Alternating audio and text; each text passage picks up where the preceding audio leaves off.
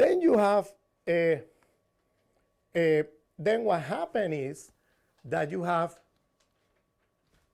with this thing about having soul or not that I was discussing before.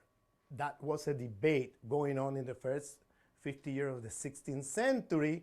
This contaminated or polluted the all religious discrimination of medieval times in Europe. For example, Islamophobia and Judeophobia that I've been describing here as proto-racist form, but not yet racist, not fully racist, but it was more about you have the wrong God, you have the wrong religion, you see, and your religion is inferior to me, but to my religion, but you could be converted.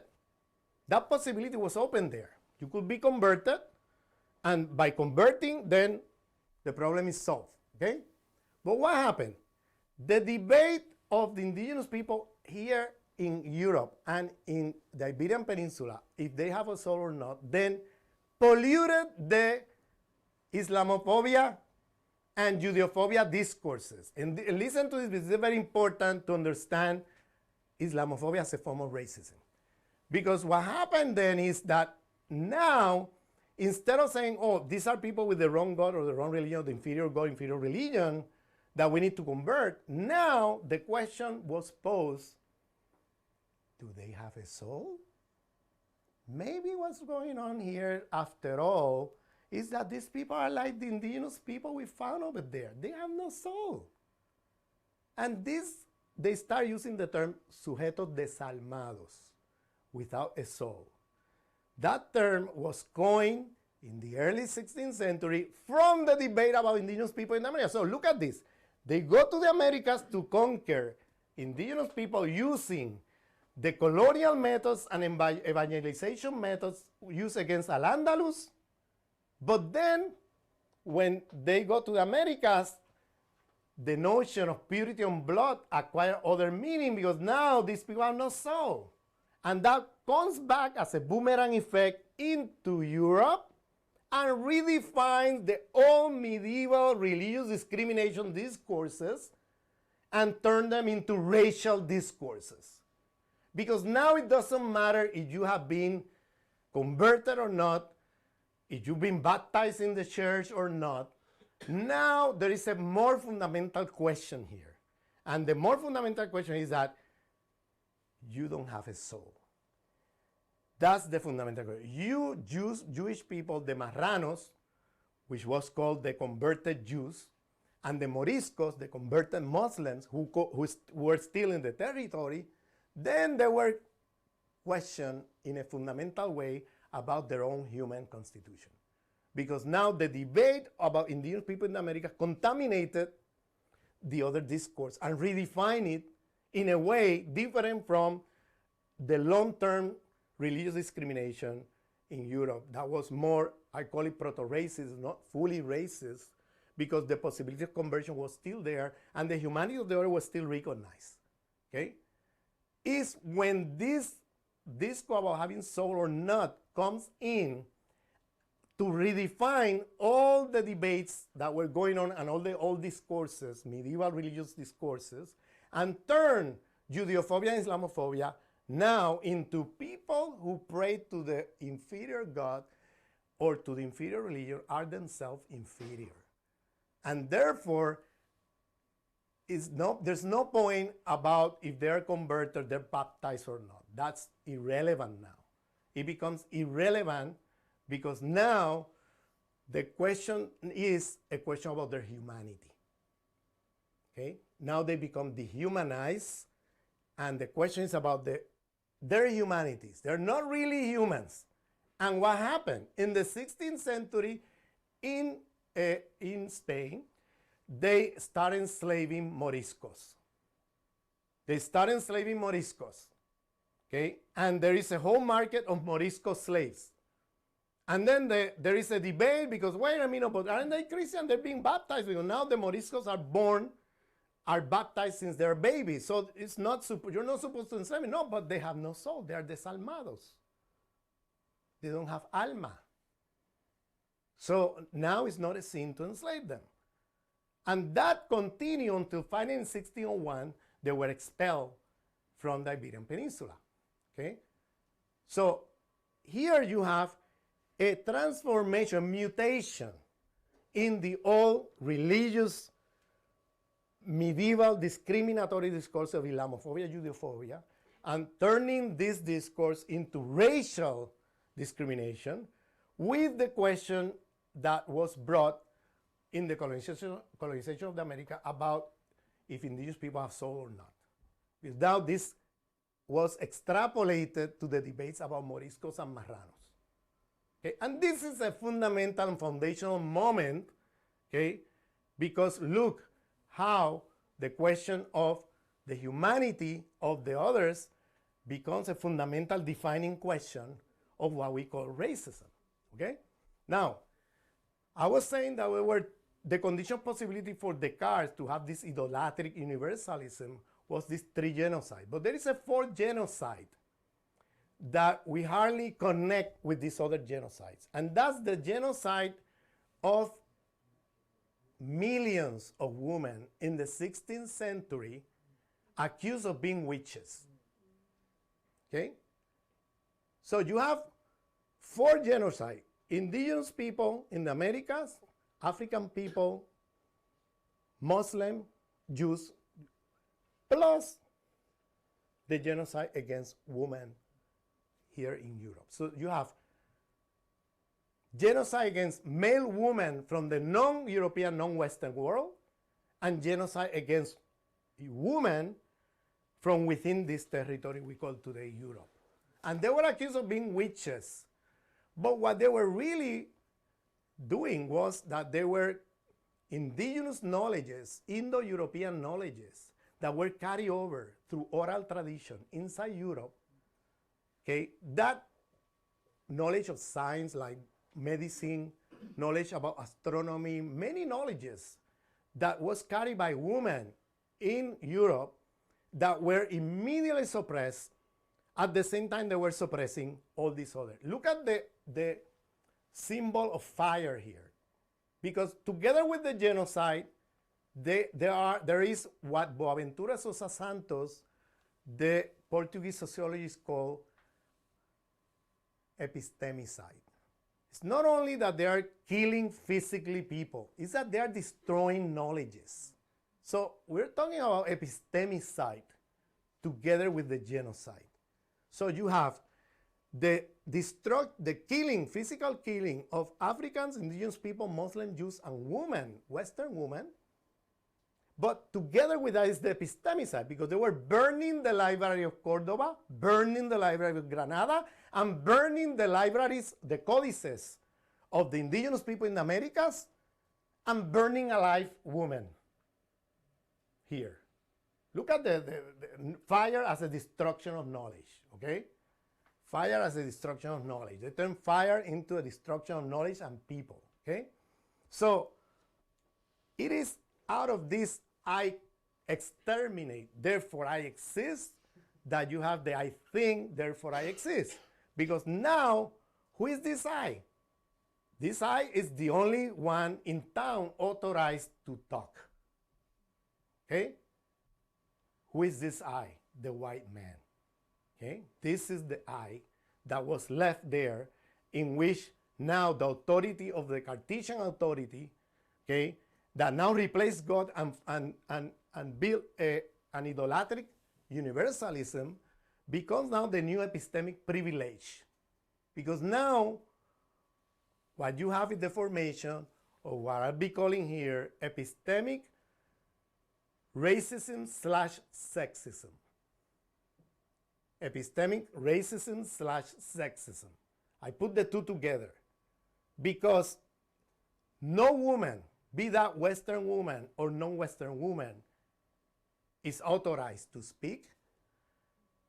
They are inferiorized relative to Western men. And no non-Western epistemology, be that female or woman, doesn't matter, are authorized to speak. They are inferiorized relative to the knowledge and the tradition of thought of the Western man. So the gender here, I'm putting it here on purpose. It's a Western man that put himself in the epistemic privilege to claim to have a knowledge that is superior to the knowledge of everybody else. And the argument they're going to use is the idolatric universalism. Because they're going to say, my knowledge is superior to you because my knowledge is not bounded by any particularity. My knowledge is universal in the sense of the point of view of all point of view. It's objective in the sense of neutrality.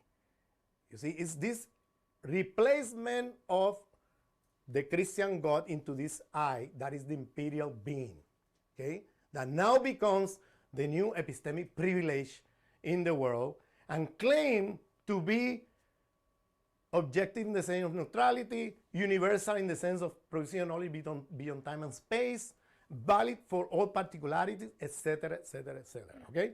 So now you have a new epistemic foundation that is going to be at the base of a structure of power that is global, that is the westernized university, and another structure of power that is the Western colonial project, and a third one that is the westernized left. All of them share, the three projects share this foundation, epistemic foundation. That is universalism in the sense that one defines for the rest. Okay? So if my knowledge is superior to you, because my knowledge is more valid in the sense that it's not bounded by any particularity, it's not bounded by any spatial determination or nature of body determination, that I'm like God, then your knowledge is inferior to me, okay? And then I know what is better for you. I know what is better for you. What does that mean? If my knowledge is superior to yours, that's epistemic racism, no? Then I have the authority, because my knowledge is valid for everybody, I know what is better for you. And if I know what is better for you, then we went from 16th century Christianize or I'll kill you, because I know what is better for you. If you don't Christianize, I have to save your soul from your own barbarianism. And if I have to kill you to save your soul, I kill you. Because I know what is better for you. Right? To 19th century, civilize or I'll kill you, because you civilize or you are dust of history, because you are obstacle to progress. You see? And if we have to kill you, we have to kill you for the sake of progress in the world. 20th century, develop or I'll kill you. Okay? You are underdeveloped. I know what is better for you. I know how to develop. I am super developed. Of course, at the expense of enslaving and colonize everybody, but I don't have to say it. I'm developed, and I did it on my own. That's the rhetoric of modernity, that they did it on their own without depending on anybody else. We know that's not true. Okay? And so it's develop or I kill you. And now 20th century is democratize or I'll kill you. So all of these are, I know what is better for you. You see, so you see here in this epistemic racism, sexism, the formation here of an epistemic privilege that have the seeds of genocide internal to this epistemology. Because if I claim to have the knowledge of all knowledge, if I claim to have a God eye view, okay, and then I dismiss your knowledge because the rest of the tradition of the world are not hypocritical, all of them will say, I think from within Islam, I'm an Islamic philosopher. I think within Aymara, I'm an indigenous Aymara philosopher. I think within Buddhism, everybody else situate themselves. Nobody's saying I'm God. I think from the point of view of God.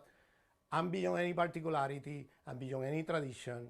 So my knowledge valid to everybody. Nobody's saying that. Everybody else elsewhere are saying, no, I'm thinking from this tradition within these coordinates, okay? But then they use that argument itself to then inferiorize the knowledge and say, see, that knowledge is not equal to mine, because you are particularistic. Mine is not particularistic. Because the egopolis of knowledge, what it does is to conceal who is speaking and from where they're speaking from. Okay? So it's the imperial being, the white Western men speaking, but hiding themselves under this rhetoric of egopolis of knowledge, that their knowledge is not bounded to any particularity, is objective in the sense of neutrality, and using all these things to conceal who is speaking and from where they're speaking from. Okay? Now, the solution to that, I would say, is not to fall in the traps of now saying, no, no, no, I'm as universalistic as you, and fall into repeating the idolatric universalism that they've been imposing. Okay? That's not the solution. Because if we fall into an idolatric universalism, we fall into the same traps that this Western tradition of thought has led us, which is one that defines for the rest. Uni/versalism is one that defines for everybody without asking you what is good for you or what do you think is good for you. No, I know what is good for you. I don't have to ask you that because my knowledge is superior to you. And therefore it's valid to you and to everybody else. I'm godlike, you see? This is idolatric universalism. Now, the solution to this is to move beyond the universalism to pluriversalism. That is multi or pluri/versalism, in which you have the multiplicity of epistemologies and critical thinking coming to interepistemic dialogues to produce a new universe of meaning in which we can live together. Okay? It cannot be anymore this idolatric universalism that pretends to be godlike and impose themselves in the world by persuasion or by force. Okay? That's over. That's in terminal crisis everywhere. And the point is that the way out of this is not now to impose from another side a similar idolatric universalism. Because then we will be repeating the same problems that we're fighting against.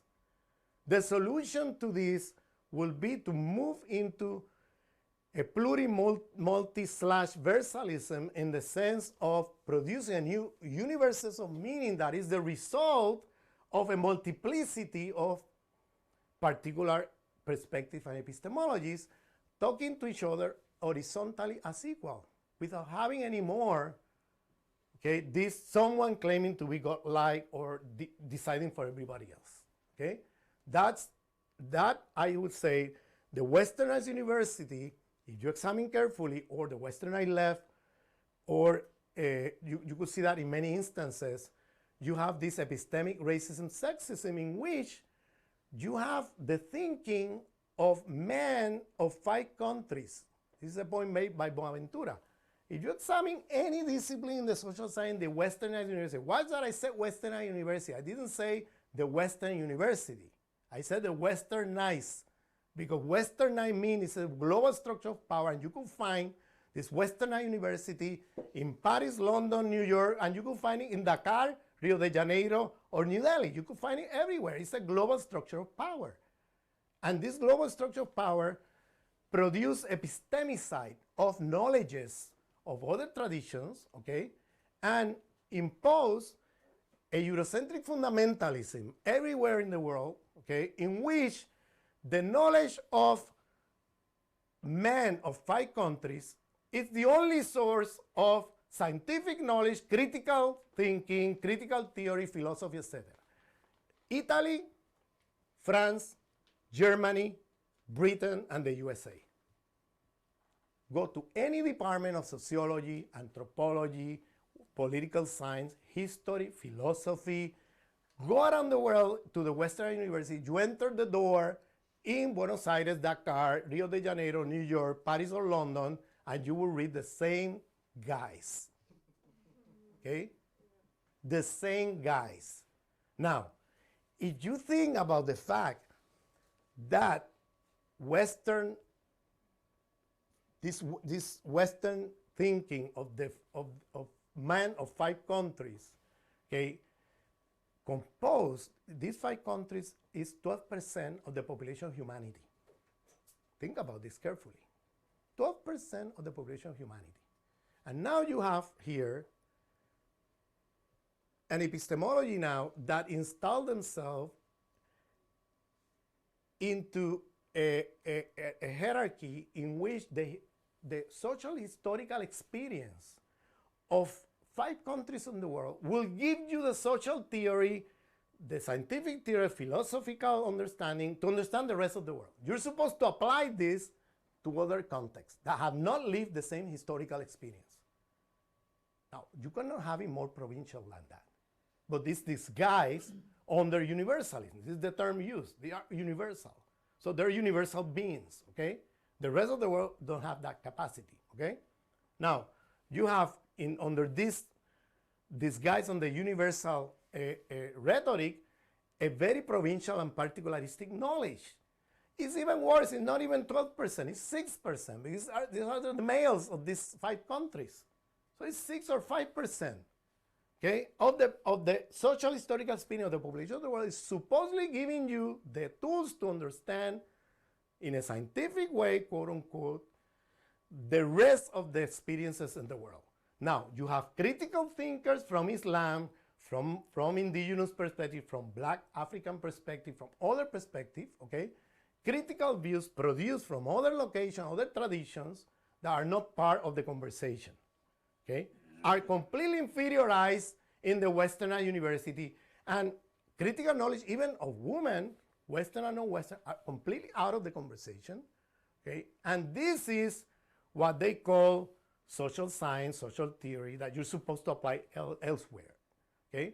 Now, coming back to the question that we can develop even more in the question and answer. Is Islamophobia a form of racism? I will claim that social sciences today are practice epistemic Islamophobia because they have inferiorized critical knowledge coming from Islam.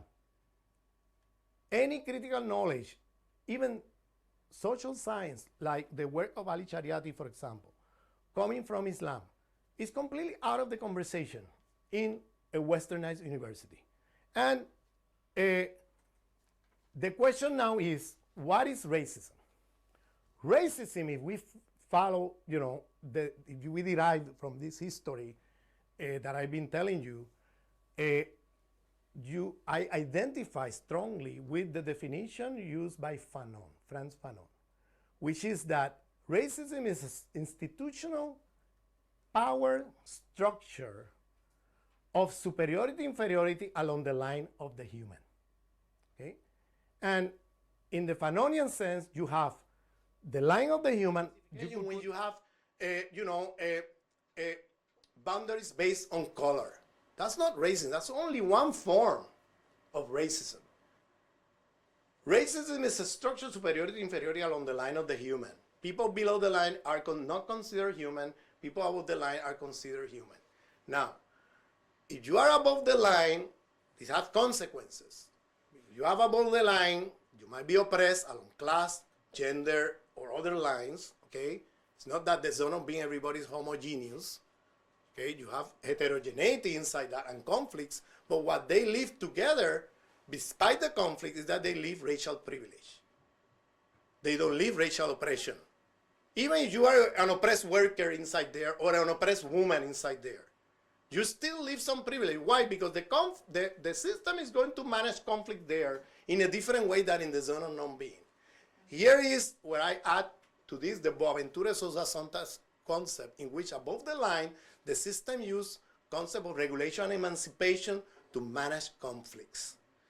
Above the line, because the humanity of the other inside the zone of being, the oppressed worker, the oppressed woman, the oppressed religious folk, whatever conflict is there, is managed through access to codes of law, human rights, labor rights, women rights, etc., and emancipatory discourses, enlightenment discourses of equality, okay, recognition of rights and autonomy, freedom, etc., okay, with exceptional moments of violence. But in the zone of non-being, the way the system manages conflicts, because the humanity of those folks is not recognized, is through perpetual violence and appropriation. And those are the wretched of the earth of Fanon. Okay? Because they are constantly living, they live class oppression, they live gender oppression, they live all these oppressions are live in the zone of being above the line, but aggravated by racial oppression. And this aggravation have to do with the methods that the system will use to manage conflicts in that zone. That won't be regulation and emancipation. Won't be recognition of your rights, human rights, labor rights, no. It's violence. It's appropriation. It's plundering the people in that zone.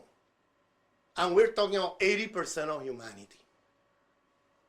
So we're talking about a system that plunders through violence the majority of the population of the world. These are the wretched of the earth of Fanon that live in the zone of non-being. And they live, like Fanon say, they live in hell, not because they are going to die and go to hell. It's because they live in hell in earth. Those are the wretched of the earth. And that's the zone of non-being. And that's the fundamental structure of racism. How you mark that? It could be through color, it could be through ethnicity, national identity, you name it. There are many forms of doing that, okay? But the fundamental structure, and this is what you need to pay attention to, is how this structure is being, constructed. If you have a religious discriminatory rhetoric in which you are dehumanizing the Catholics in Northern Ireland or the Muslims in Europe, okay, or in other parts of the world, you're dehumanizing, you're pushing them below the line of the human, you're looking at them as non-human or subhumans, then you have the quintessential structure of racism there. And if you manage the conflicts with this population through violence and appropriation, you have the fundamental structure of racism, okay? Where people don't have access to codes of law or emancipatory discourse, okay, because their humanity is not recognized as such. Okay, so to answer the question, I would say Islamophobia is a form of racism today in Europe because it's about constructing a hierarchy of superiority and inferiority along the line of the human. It's about dehumanizing Muslims as savages, violent beings, etc., and justifying the use of force in the managing of the conflict with this population. And this is the quintessential structure of racism. Racism is not the particular manifestation. We get lost in that one. And the powers that be love it. Because then, I am really the racial subject because I've been discriminated on color. No, I am really the one because I've been discriminated on the basis of ethnicity. Oh, no, I am being, and then we fight each other about who is the most oppressed when we are all being racialized. Okay, through different markets where we're being racialized. So instead of talking to each other and do political alliance to fight this, we're just reproducing the same structure, okay, and reproducing just divide and rule, okay. So I'll stop here and open for discussion. Thank you very much. Thank you.